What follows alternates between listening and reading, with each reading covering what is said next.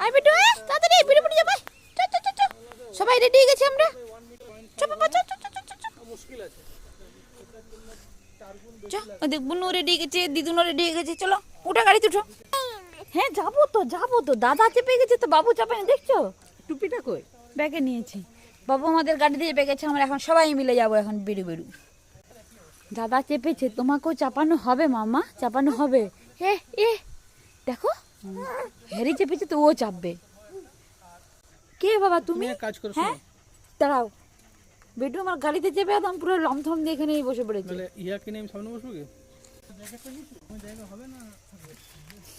বেটু আমার তো অর্ধেকটা জায়গা নিয়ে নিচ্ছে।